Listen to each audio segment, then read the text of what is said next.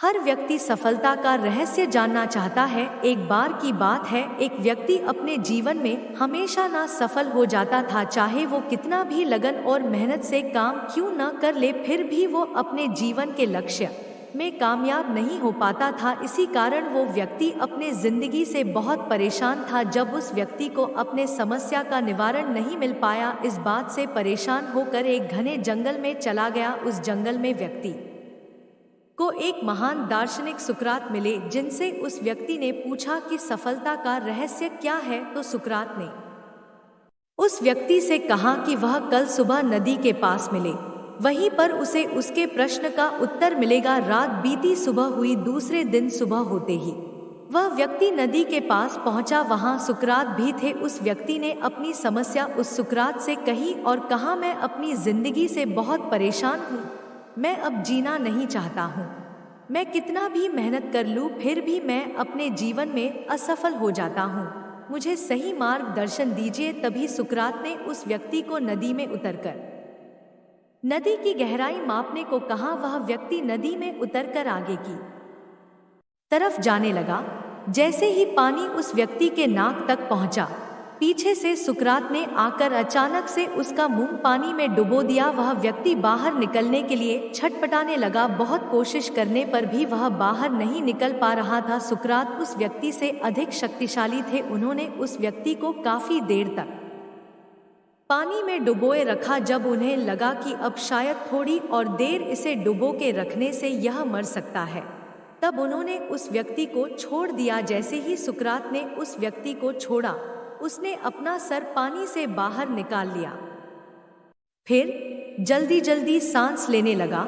जब उसकी जान में जान आई तो वह सुकरात की ओर प्रश्न भरी आंखों से देखने लगा। उसके इस विस्मय भरे भाव को देखकर सुकरात मुस्कुराने लगे। फिर उन्होंने उस व्यक्ति से पूछा, जब तुम पानी में थे तब तुम क्या चाहते थे? व्यक्ति ने कहा, जल्दी से बाहर निकलकर सांस लेना चाहता था। डूबता हुआ व्यक्ति और क्या चाहेगा?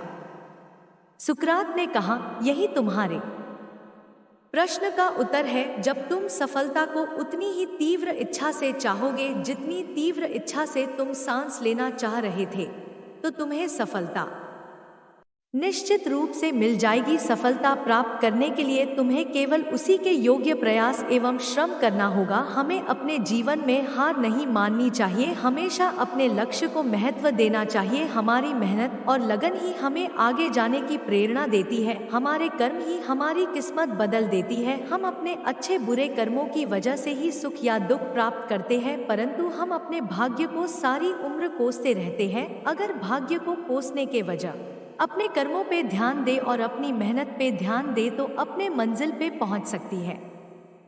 एक अत्यंत समृद्ध राज्य था। वहां के राजा बहुत ही धर्मों और न्याय के प्रति सतर्क थे। युवाओं को कभी खाली बैठने ही नहीं देते थे। उनके अंदर हमेशा अपने युवाओं को प्रोत्साहित करने में उत्साहित रहते थे। उनमें आलस्य भरने का कोई अवसर उन्हें देते ही नहीं थे।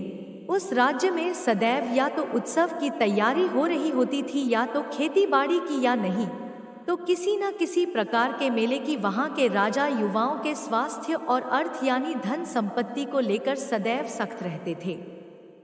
उनका मानना था कि युवाओं को सदैव स्वस्थ रहना चाहिए, अपने शरीर की सुरक्षा करनी चाहिए। कोई भी ऐसी आदत या जीवन शैली नहीं अपनानी चाहिए जिससे उनका स्वास्थ्य खराब हो अथवा धन हानि हो। एक बार की बात है, खेती का समय समाप्त हो चुका था। राजा ने युवाओं को शारीरिक एवं आर्थिक रूप से सक्रिय रखने के लिए एक प्रतियोगिता रखी। प्रतियोगिता को 3 वर्ग में बांटा गया। सबसे निचले वर्ग में एक छोटे बछड़े को उठाकर 50 कदम चलने का इनाम 50 स्वर्ण मुद्राएं थी। वहीं मध्यम वर्ग में थोड़े बड़े बछड़े को उठाकर 50 कदम चलने का इनाम 100 स्वर्ण मुद्राएं, तो उच्च वर्ग में पूर्ण रूप से विकसित भैंस को उठाकर 50 कदम चलने का इनाम 250 स्वर्ण मुद्राएं थी। उच्च वर्ग के लिए कोई उम्मीदवार बहुत देर तक आया ही नहीं। इस पर कुछ मंत्रियों ने राजा से कहा, पूर्ण विकसित भैंस को उठाना असंभव है। यही विचार विमर्श चल रहा था, तभी एक स्वस्थ मजबूत नौजवान राजा के सामने प्रकट हुआ। उसने राजा से कहा, हे अन्नदाता, यदि मुझे 1 वर्ष का समय दिया जाए तो मैं पूर्ण विकसित भैंस को उठाकर 50 कदम चलकर आपको दिखा सकता हूँ। राजा नौजवान की यह असंभव बात सुनकर हंस पड़े और उन्होंने कहा, मैंने दिया तुम्हें 1 वर्ष का समय और साथ ही तुम्हारे जीवन यापन के लिए भी हर महीने तुम्हें धन दिया जाएगा, परंतु यदि 1 वर्ष बाद तुम भैंस को उठाने में असक्षम रहे तब किस दंड के भागी बनोगे? इस पर नौजवान ने कहा, हे अन्नदाता, यदि मैं असफल हुआ तो मैं 1 वर्ष तक आपका दास बनकर रहूंगा। राजा ने नौजवान की बात मान ली। 1 वर्ष बाद फिर से यही समय आया। नौजवान राजा के सामने प्रकट हुआ। नौजवान को देखने के लिए राज्य में दूर दूर से लोग आए थे। सब देखना चाहते थे कि नौजवान पूर्ण विकसित भैंस को उठाकर 50 कदम चलता है या राजा का दास बनता है। देखते ही देखते नौजवान ने पूर्ण विकसित भैंस को अपने कंधे पर उठा लिया और 50 कदम चलकर पुनः भैंस को जमीन पर रख दिया। यह देखकर हर कोई अचंभित था। राजा ने खड़े होकर नौजवान को प्रोत्साहित किया, उसके लिए तालियां बजाई और इनाम स्वरूप उसे 250 स्वर्ण मुद्राएं भी दी। फिर राजा ने नौजवान से पूछा, पुत्र, इस असीम शक्ति का स्रोत तो बताओ। नौजवान ने कहा, अन्नदाता, बिना रुके पूरी लगन के साथ प्रतिदिन किया गया अभ्यास असंभव को संभव बना देता है। यही इस असीम शक्ति का स्रोत है। मैंने छोटे बछड़े को उठाकर 50 कदम चलने से शुरुआत की थी। आज अभ्यास के कारण मैं पूर्ण विकसित भैंस को उठाकर 50 कदम चल पाया। राजा ने मुस्कुराते हुए अपनी प्रजा से कहा, अपने इस बंधु से सीखिए लगन और मेहनत से आगे बढ़ना। हम भी अपने सपनों को पूरा करने के लिए कड़ी मेहनत करें। यह कहानी हमें यह भी बताती है कि शिक्षा ही एक व्यक्ति को सशक्त बना सकती है। शिक्षा ही समाज में उठने का ओढ़ा बढ़ाती है। हमारे कर्म और मेहनत ही हमारे भाग्य भी बदलते हैं, परंतु हम हमेशा अपने किस्मत को कोसते रहते हैं, अपने कर्म पे ध्यान नहीं देते हैं। अच्छे कर्म भाग्य बदलते हैं।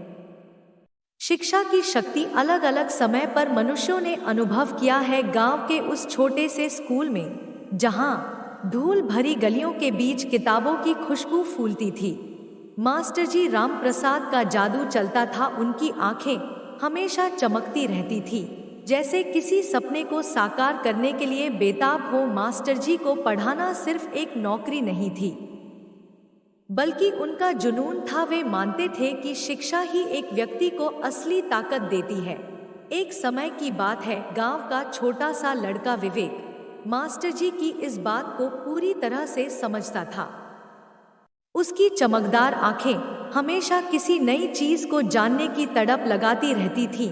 एक बार मास्टर जी ने कक्षा में एक कहानी सुनाई थी, जिसमें एक डॉक्टर गरीबों की सेवा करता था। उस कहानी ने विवेक के मन में डॉक्टर बनने की एक अटूट इच्छा जगा दी थी। विवेक ने कहा, मास्टर जी, मैं बड़ा होकर डॉक्टर बनना चाहता हूँ। विवेक ने एक दिन मास्टर जी से कहा। मास्टर जी मुस्कुराए और बोले, तुम बहुत होशियार हो विवेक, तुम्हारा सपना जरूर पूरा होगा। लेकिन विवेक का परिवार बहुत गरीब था। उसके माता पिता दूसरे के घरों में काम करते थे, जिससे विवेक का परिवार चलता था और उनके पास विवेक की पढ़ाई का खर्च उठाने के लिए पैसे ज्यादा नहीं थे। विवेक की माँ अक्सर उसे समझाती थी, बेटा, तुम्हें पढ़ाई छोड़कर घर के काम में हाथ बटाना चाहिए। इस बात से विवेक बहुत दुखी हुआ। उसने मास्टर जी से अपनी समस्या बताई। मास्टर जी ने विवेक के माता पिता से बात की और उन्हें समझाया कि शिक्षा ही उनके बेटे का भविष्य है, शिक्षा के बिना जिंदगी नर्क है। विवेक को एक स्कॉलरशिप दिलाई और उसे शहर के एक अच्छे स्कूल में दाखिला दिलाया। शहर में विवेक के लिए सब कुछ नया था। उसे बहुत मुश्किलें हुई, लेकिन उसने कभी हार नहीं मानी। वह दिन रात एक करके पढ़ाई करता था। मास्टर जी की प्रेरणा और अपने परिवार का प्यार उसके लिए हमेशा प्रेरणा स्रोत रहा। कॉलेज में विवेक ने बहुत सारे दोस्त बनाए। उसने कई तरह की गतिविधियों में भाग लिया। वह कॉलेज के सांस्कृतिक कार्यक्रमों में भी हिस्सा लेता था। विवेक एक मेधावी छात्रा था और उसने अपनी पढ़ाई में हमेशा टॉप किया। कई सालों बाद विवेक एक सफल डॉक्टर बन गया। उसने अपने गांव में एक छोटा सा क्लिनिक खोला और गरीब लोगों का मुफ्त में इलाज करने लगा। जब भी वह अपने गांव आता था तो सबसे पहले मास्टर जी के घर जाता। मास्टर जी ने राधा को गले लगाते हुए कहा, तुमने मेरा सपना पूरा कर दिया बेटा। विवेक ने मुस्कुराते हुए कहा, यह सब आपके कारण ही संभव हुआ। मास्टर जी, आप मेरे लिए हमेशा प्रेरणा रहेंगे। विवेक के क्लिनिक में हर दिन कई मरीज आते थे। एक बार एक छोटी बच्ची बीमार हो गई थी। उसके माता पिता बहुत परेशान थे। विवेक ने बच्ची का इलाज किया और उसे ठीक कर दिया। बच्ची के माता पिता बहुत खुश हुए और उन्होंने विवेक को धन्यवाद दिया। उसने लोगों की सेवा करके बहुत संतुष्टि महसूस की। क्लिनिक गांव के लोगों के लिए एक आशीर्वाद बन गया था। वह न केवल बीमारों का इलाज करता था बल्कि लोगों को स्वच्छता और पोषण के बारे में भी जागरूक करता था। उसने गांव में कई स्वास्थ्य शिविर आयोजित किए जिनमें लोगों को मुफ्त दवाएं और जांचें उपलब्ध कराई गई। विवेक के प्रयासों से गांव का स्वरूप ही बदल गया। लोग अब स्वच्छता का ध्यान रखने लगे थे। बच्चे स्कूल जाने लगे थे। गांव में एक नई ऊर्जा का संचार हो गया था। अपने गांव को स्वस्थ बनाने के बाद विवेक ने और बड़े सपने देखने शुरू कर दिए। वह चाहता था कि हर गांव में एक डॉक्टर हो। उसने एक गैर सरकारी संगठन शुरू किया और देश के विभिन्न गांवों में जाकर लोगों की सेवा करने लगी। विवेक ने अपने के माध्यम से कई स्वास्थ्य केंद्र खोले। उसने डॉक्टरों और नर्सों को प्रशिक्षित किया। उसने गांवों में जागरूकता अभियान चलाए। एक दिन विवेक अपने के काम से एक दूरदराज के गांव में गई। वहां उसे एक परिचित चेहरा दिखाई दिया। वह मास्टर जी थे। मास्टर जी अब बहुत बूढ़े हो गए थे लेकिन उनकी आंखों में वह ही चमक थी। विवेक मास्टर जी के पास गई और उन्हें गले लगा लिया। मास्टर जी ने विवेक को आशीर्वाद दिया। उन्होंने कहा, तुमने मेरा सपना पूरा कर दिया बेटा। विवेक ने कहा, यह सब आपके कारण ही संभव हुआ मास्टर जी। आप मेरे लिए हमेशा प्रेरणा रहेंगे। विवेक ने अपना पूरा जीवन लोगों की सेवा में लगा दिया। वह एक प्रेरणा स्रोत बन गया। उसके बारे में कई किताबें और लेख लिखे गए। उसे कई पुरस्कार मिले लेकिन विवेक कभी नहीं भूला कि वह कहां से आया है और उसने क्या हासिल किया है। वह हमेशा अपने गांव और मास्टर जी को याद करता रहा।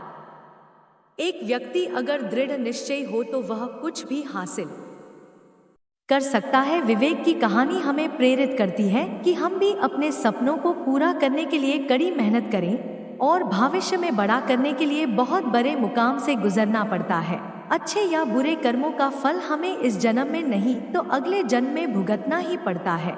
हमारे अच्छे बुरे कर्म ही समाज में हमें ऊंचा स्थान प्रस्थान करवाती है। दुख और सुख हमारे जीवन के मित्र। इस समय हमें धैर्य बनाकर रखना चाहिए। अगर हमारे जीवन में सुख आते हैं तो दुख भी आएंगे। उस समय हमें घबराना नहीं चाहिए और धैर्य बनाकर रखना चाहिए। एक समय की बात है, एक छोटे से गांव से शहर आई एक अंडे वाली। वो अंडे वाली बहुत गरीब परिवार से थी। उसके 2 बच्चे थे। उस अंडे वाली के पति की मौत हो गई थी जिसके कारण उसे शहर आकर अंडे बेचने पड़ते थे। उसकी टोकरी में ताज़े अंडे चमकते थे लेकिन उसके चेहरे पर थकान के साथ साथ जिंदगी जीतने की एक चमक भी थी। हर रोज वह सुबह उठकर शहर पहुंचती थी और अपनी टोकरी लेकर सड़कों पर घूमती। उसकी आवाज दूर दूर तक सुनाई देती, ताजे अंडे, ताजे अंडे। एक दिन एक शानदार कार से एक अमीर आदमी उतरा। उसने अंडों को ध्यान से देखा और पूछा, ये अंडे कितने के हैं? अंडे वाले ने मुस्कुराते हुए बताया, साहब ये देसी मुर्गी के अंडे हैं, बिल्कुल ताजे, 5 रुपए का एक अंडा। अमीर आदमी ने कीमत सुनकर थोड़ा मुंह बनाया, इतने महंगे? मुझे तो ये सारे अंडे 2 रुपए प्रति अंडे के रेट में चाहिए। अंडे वाली का दिल थोड़ा सा धड़का लेकिन उसने धैर्य से कहा, साहब मैं बहुत कम दाम पर बेच रही हूँ, सुबह से घूम रही हूँ, अभी तक कुछ बिका नहीं है, मेरे बच्चे भूखे हैं। अमीर आदमी ने जोर देकर कहा, नहीं, मैंने जो कहा उसी रेट पे चाहिए। कितने अंडे हैं तुम्हारे पास? अंडे वाले ने देखा कि आदमी की आंखों में सिर्फ पैसों की चाह है, उसके मेहनत का कोई मूल्य नहीं। फिर भी उसने दिल में दुख छुपाकर 100 अंडे 200 रुपए में दे दिए। आदमी ने खुशी खुशी सारे अंडे ले लिए और वहां से चला गया। लेकिन अंडे वाले के मन में एक सवाल उठा, क्या सिर्फ पैसे ही सब कुछ हैं? मेरी मेहनत का कोई मूल्य नहीं है। अंडे खरीदने के बाद वह आदमी एक बड़े रेस्तरां में गया और वहां महंगे व्यंजनों का आनंद लेने लगा। उसने हजारों रुपए का बिल चुकाया, लेकिन उसे अंडा बेचने वाले से मोलभाव करने की जरूरत महसूस हुई थी, जबकि उसने रेस्तरां में बिना किसी सवाल के भारी रकम खर्च कर दी। उस रात अमीर आदमी को सपने में उस अंडे वाले का दुखी चेहरा बार बार नजर आया। पूरी रात आदमी सो नहीं पाया। अब उसे अपनी गलती का एहसास हो रहा था। उसने सोचा, मैंने कितना बुरा किया, मैंने उसके साथ ऐसा क्यों किया। अगले दिन वह उसी बाजार में गया और अंडे वाली को ढूंढने लगा। जब उसे अंडे वाली मिली तो उसने माफी मांगा, मुझे माफ कर दीजिए, मैंने आपसे बहुत बुरा किया। मुझे एहसास हुआ कि मैंने आपकी मेहनत का अपमान किया। अंडे वाली हैरान रह गई। उसने कहा, कोई बात नहीं साहब। अमीर आदमी ने कहा, मैं आपकी मदद करना चाहता हूं। आप मुझे बताइए, मैं आपके लिए क्या कर सकती हूँ। अंडे वाले ने सोचा और कहा, साहब मेरे पास कुछ मुर्गियां हैं। अगर आप मुझे कुछ पैसे दे दें तो मैं और मुर्गियां खरीद सकती हूँ और अपना छोटा सा व्यवसाय बढ़ा सकती हूँ। मेरे पति नहीं है, मेरे 2 बच्चे हैं। अमीर आदमी ने खुशी खुशी उसकी मदद करने का फैसला किया। उसने अंडे वाले को पैसे दिए और कहा, मैं चाहता हूँ कि आप सफल हों। कुछ समय बाद उस अंडे वाली का व्यवसाय अच्छे से चलने लगी। और अगर तुम्हारे लाइफ में कोई प्रॉब्लम नहीं आ रही है तो समझ जाओ कि आप गलत ट्रैक पर हो। प्रॉब्लम्स, रुकावट और डिफिकल्टी, इन चीजों को हम अपनी जिंदगी के दुश्मन समझते हैं, लेकिन यही रुकावटें, यही डिफिकल्टी हमें स्ट्रांग बनती है और हमारी जिंदगी में हमें ज्यादा सक्सेसफुल बनाती है। दोस्तों, कहानी पसंद आई हो तो हमारे चैनल को सब्सक्राइब जरूर करें। धन्यवाद दोस्तों, और कहानी के नीचे कमेंट जरूर करें ताकि हम आपके लिए मोटिवेशनल कहानी लेकर आते रहेंगे। राधे राधे दोस्तों।